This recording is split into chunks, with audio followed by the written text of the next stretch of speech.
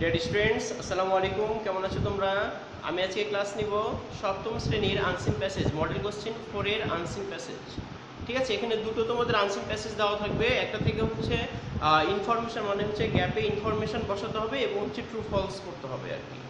মানে হচ্ছে যদি ফলস থাকে তাহলে কারেক্ট অ্যান্সার করে দিতে হবে। আর এই যে 3 মানে হচ্ছে 3A 3B দুটোর অ্যান্সার করতে হবে। ঠিক আছে, 5 5 10 নম্বর।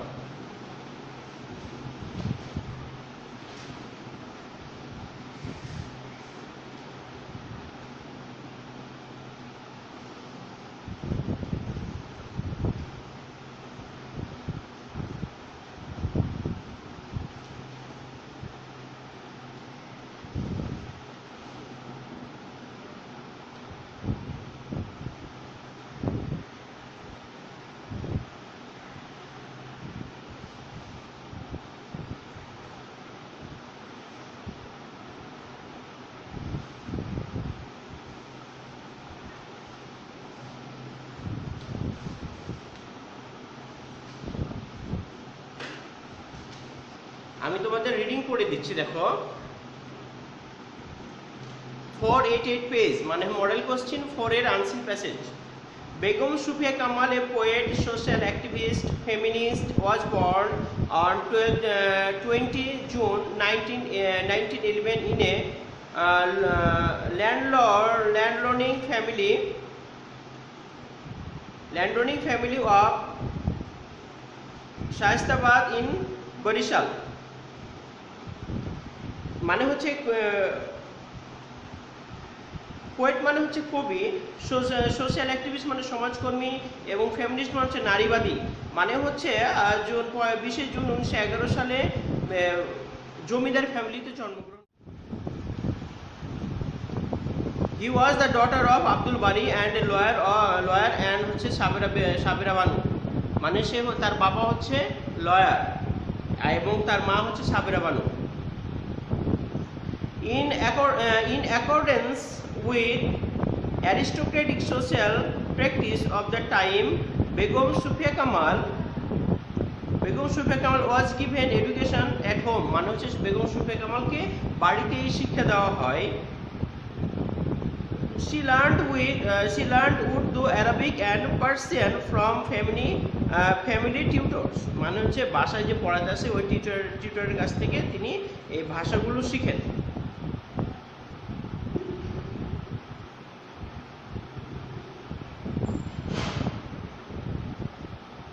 She got lessons in Bangla from her mother and maternal uncle, মানে মামা।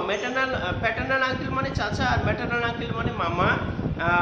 সৈয়দ মোহাম্মদ হোসেনের কাছ থেকে শিখেন। In 1918 Sufia went to the Kolkata accompanied by her mother। মানে হচ্ছে তার মায়ের সাথে কি যায়, সে কলকাতায় যায়। Here a young Sufia met Begum Rokeya Sakhawat Hossain. মানে বেগম সুফিয়া কামাল রোকেয়া সাখাওয়াতের সাথে সাক্ষাৎ করেন। In 1923 he wrote her first story, সৈনিক বাহাদুর, which was published in the তরুণ। মানে হচ্ছে ইন দ্য তরুণ, মানে হচ্ছে তরুণে কি হয়, এটা তার প্রথম প্রকাশ করা হয়। Her first book or poem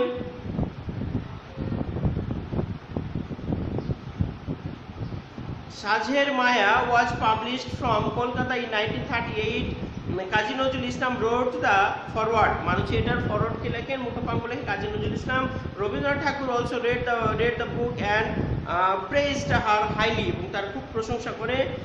Author of more than a dozen volume of poetry, Sufia Kamal also wrote several volumes of short stories and autobiography named একাল আমাদের কাল নামের একটি আত্মজীবনী লিখেন সে। Sufia Kamal received nearly 50 major awards। মানে হচ্ছে 50টি major awards including Bangla Academy Award in 1962। 1962 সালে হচ্ছে বাংলা একাডেমি পুরস্কার সহ অনেকগুলো পুরস্কার পায়। দ্য একুশে পদক 1976 একুশে পদক পায় 1976 সালে। দ্য ইন্ডিপেন্ডেন্স অ্যাওয়ার্ড মানে স্বাধীনতা অ্যাওয়ার্ড পায় হচ্ছে 1997 সালে। She died in Dhaka on 10 November 1999 মানে 1999 সালে সে ঢাকায় মৃত্যুবরণ করে। এই হচ্ছে তার গল্প আর কি। এখন আমরা এই বিষয়গুলো দেখবো আর কি, বিষয়টা লিখি পড়ে।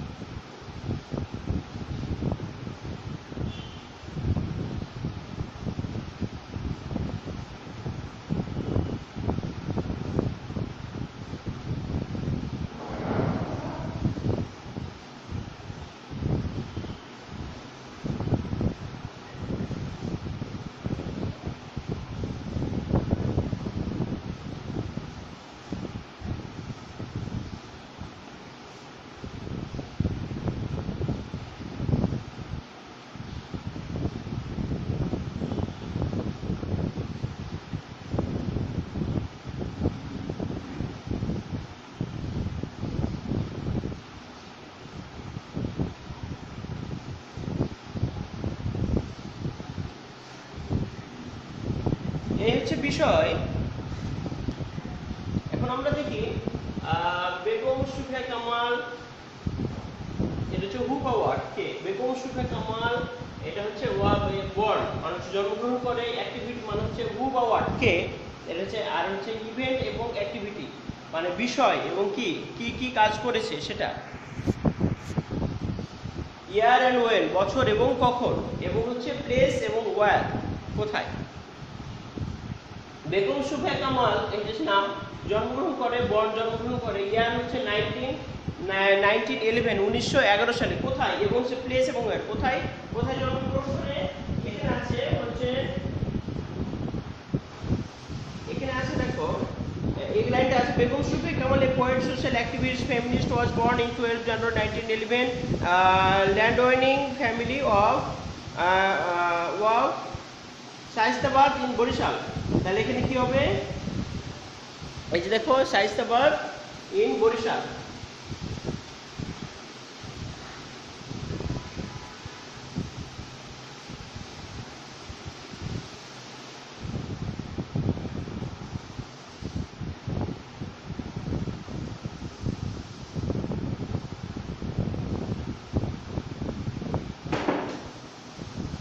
শায়েস্তাবাদ ইন বরিশাল, সে কোথায়, আমি একটা দাগ দেই, যদিও এটা দাগ দেওয়ার কোনো দরকার নাই, তবুও দাগ দেই আর কি, হ্যাঁ, অ্যানসার বোঝানোর জন্য। Shaistabad in Barisal. She went মানে সি গিয়েছিল, কোথায় গিয়েছিল, সি ওয়েন্ট 1 সালে কলকাতা, সে কলকাতায় কত সালে গিয়েছিল, কলকাতায় কার সাথে দেখা করতে গিয়েছিল, সে কলকাতায় গিয়েছিল 1918 সালে সে কলকাতায় গিয়েছিল।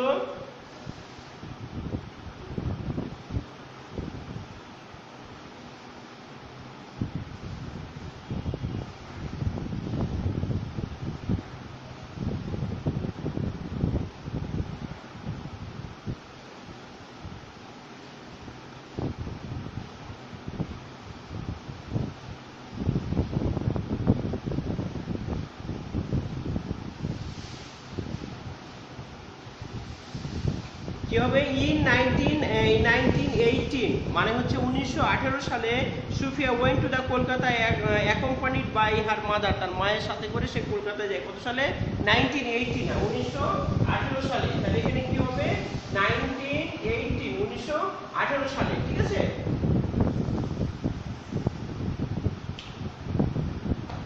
সৈনিক বাহাদুর ইভেন্ট মানে হচ্ছে কি নাম, সৈনিক বাহাদুর ইভেন্ট বা অ্যাক্টিভিটি 1970 ইন তরুণ, এটা কি ছিল, এটা কি হয়, সৈনিক, তাহলে কি হবে, পাবলিশ হবে না পাবলিশড হবে, এটা কি হবে, পাবলিশড হবে, বের করে না, সৈনিক বাহাদুর পাবলিশড 1928, তাহলে কি হবে, পাবলিশড।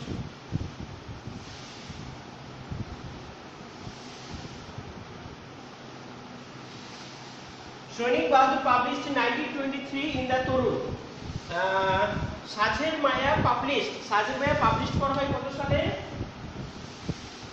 এনআই আছে দেখি আমরা, Sanjher Maya was published from Kolkata in 1938, মানে হচ্ছে সাজের মায়া পাবলিশ করা হয় কত সালে, 1938 সালে, 1938।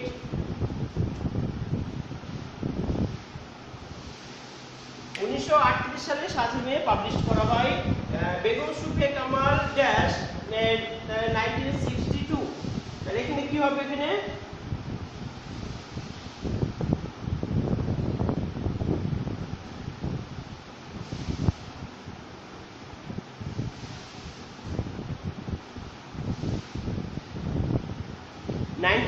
এখানে কি হবে, তাহলে কি হবে, Sufia Kamal received nearly 50 major awards including Bangla academy awards, Bangla academy received Bangla Academy Award in 1962, তাহলে কি হবে, রিসিভিং বাংলা একাডেমি অ্যাওয়ার্ড।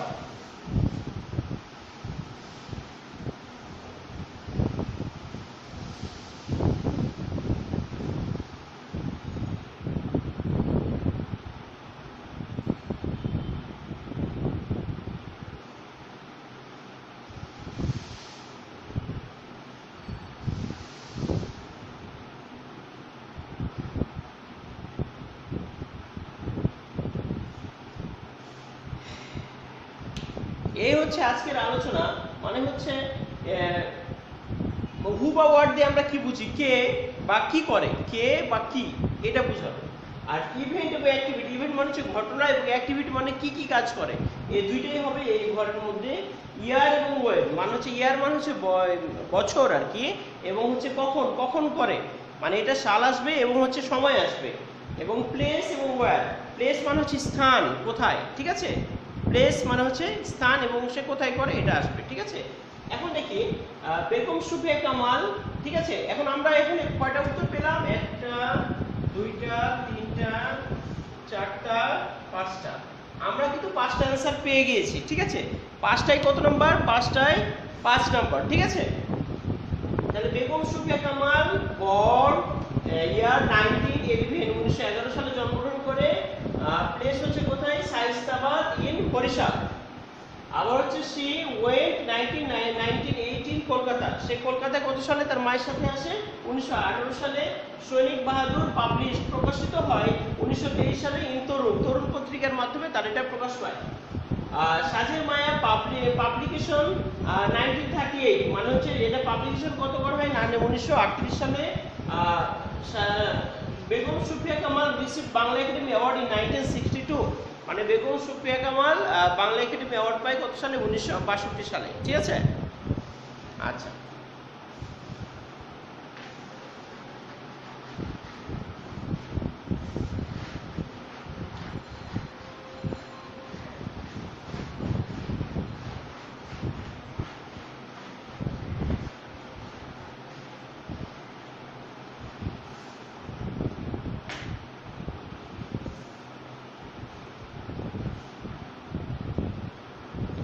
নবাব সিরাজউদ্দৌলাটা আমরা একটু পড়ে দিচ্ছি, দেখি। ইন 1757, মানে হচ্ছে 1757 সালে Sirajuddaulah was defeated in the battle of Palashi in consequently in the British establishment rule in India.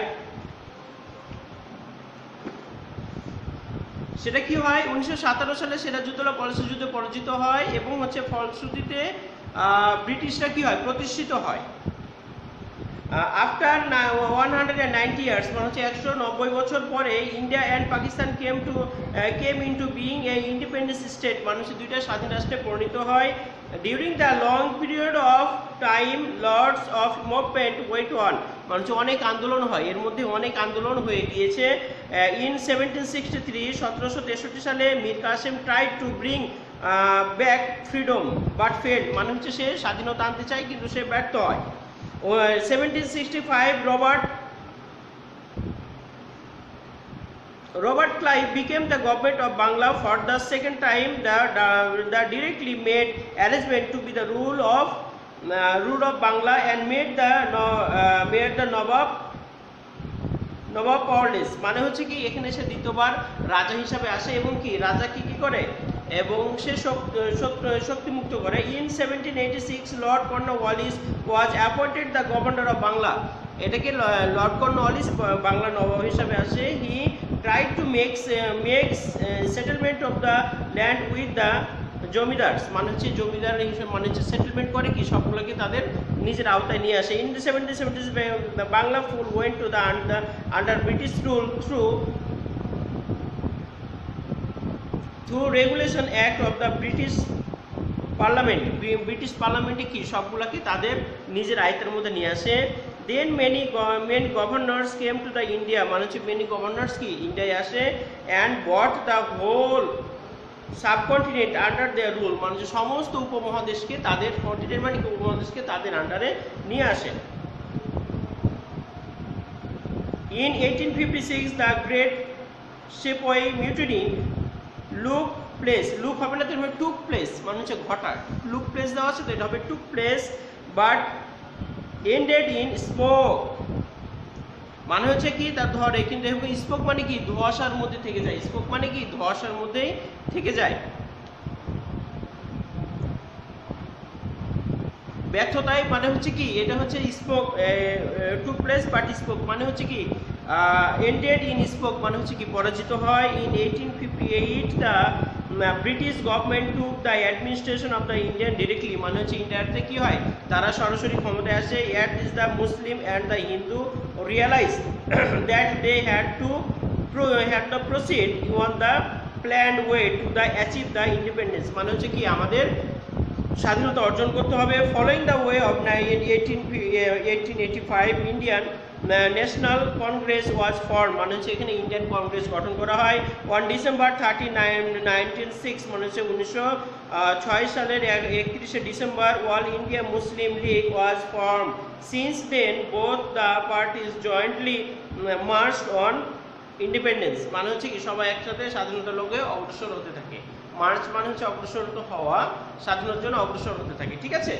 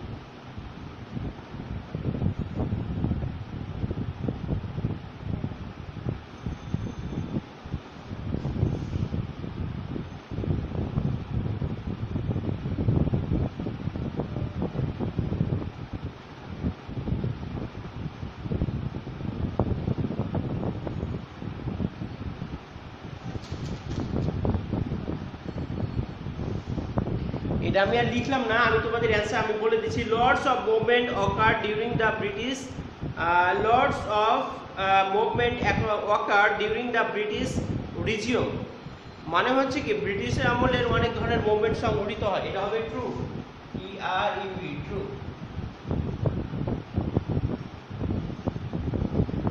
B number দেখো বি নাম্বার আছে the nawab was made powerless during the regime of Lord Clive তাকে ক্ষমতায় নবাবকে কি করা হয় ক্ষমতাসীন করা হয় না মানে ক্ষমতালেস করা হয় না তাহলে এটা কি হবে true complete British rule came in India after 1773 মানে হচ্ছে ব্রিটিশ সম্পূর্ণ রুলস চালু করা হয় কত সালে 1773 সালে এটা হবে true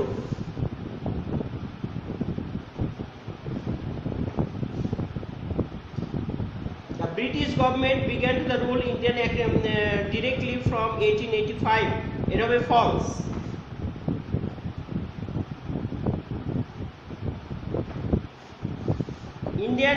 Indian National Congress was formed the fort of independence মানে হচ্ছে কি স্বাধীনতা যুদ্ধের মানে হচ্ছে স্বাধীনতা সংগ্রামের জন্য ভারতীয় কংগ্রেস প্রতিষ্ঠিত হয় এটা হবে ট্রু